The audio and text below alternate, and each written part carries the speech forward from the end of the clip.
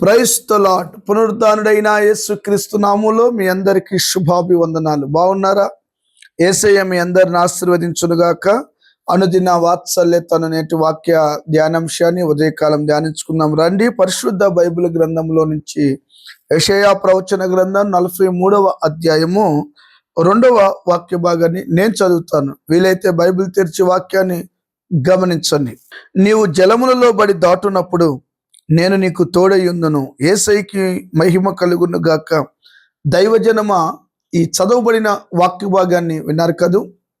దేవుడు నీతోనే మాట్లాడుతున్నాడు, మీ కుటుంబంతో మాట్లాడుతున్నాడు. ఈ వాక్యం వింటున్న నీతో కూడా ప్రభు మాట్లాడుతున్నాడు. తల్లి, చెల్లి, తమ్ముడు, నాయనా, నా ప్రభు గొప్పోడు, మీతో మాట్లాడుతూ ఉన్నాడు. చాలా మందికి వాక్యాలు అర్థం కావు. ఏవండి, జలములలో బడి వెళితే మనుషులు కొట్టుకొని పోతారు కదా.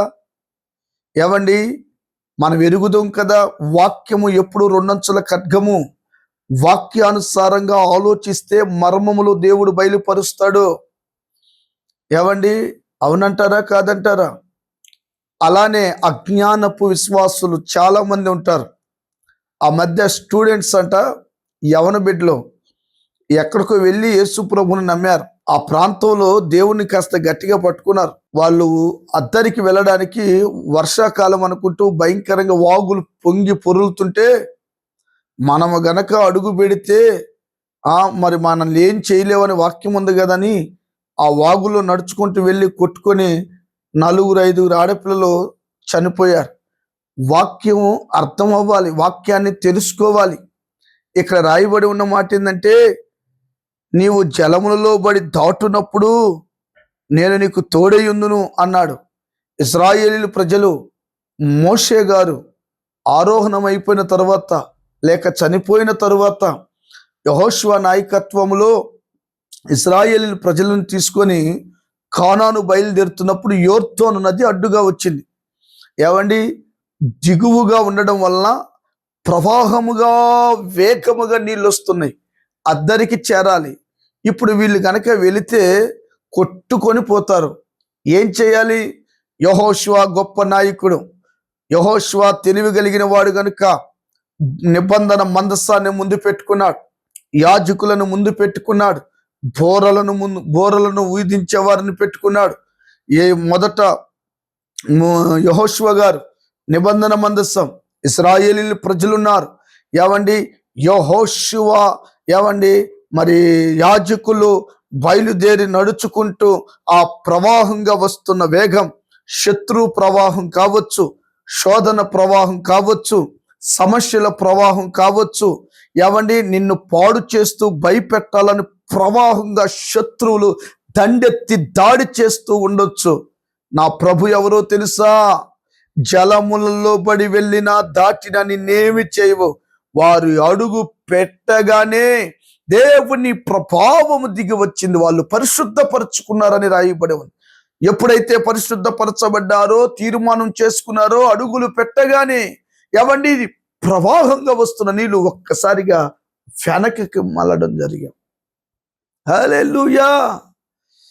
యోర్దాను ఎదురైనా ఎర్ర సాంద్రము అడ్డు నిలిచినా భయము లేదు, జయము మనకు. హల్లెలూయా. ఏమండి, యోర్దానైనా ఎర్ర సముద్రమైనా ఏదైనా రహదారిగా చేయగలిగిన దేవుడైనా. హల్లెలూయా. ఏమండి, అలాగూ వెనక్కి వెళ్ళడం, ఈ యొక్క నీటిలో వెనక్కి వెళ్ళాక అలాగూ నడుచుకుంటూ అద్దరికి వెళ్ళారు. కానానులో ప్రవేశించి సంతోషంగా గడిపారు. ఇశ్రాయేలీయుల ప్రజలు కూడా యోర్దాను ఏమండి ఎర్ర సముద్రం దగ్గరికి వెళ్ళినప్పుడు మోషే గారు భయపడకండి, దేవుడు గొప్ప కార్యం చేయబోతున్నాడని విశ్వాసం కలిగిన వాడు. ఏదైనా తేడా వస్తే మోషే గారిని ఏం చేస్తారో ప్రజలు మీరు ఎరుగుదురు. ఏవండి, దేవుడు మాటకు లోబడి దేవుడు చెప్పినట్లుగా చేయడం ద్వారా నీళ్లు 2 రాశులుగా సముద్రం చీల్చబడి ఇటు గోడల మాదిరిగా నిలబడి ప్రజలు జలములలో బడి దాటుకుంటూ అద్దరికి వెళ్ళారు. యేసయ్యకి మహిమ కలుగును గాక. హల్లెలూయా. దాటిస్తాడు ఆయన నామంలో నిన్ను. ఏ కష్టంలో ఉన్నావో దాటిస్తాడు, ఏ అప్పుల్లో ఉన్నావో దాటిస్తాడు, ఏ రోగంలో ఉన్నావో దాటిస్తాడు, చుట్టూత పరిస్థితులు దాటలేక ఉన్నావో దాటిస్తాడు.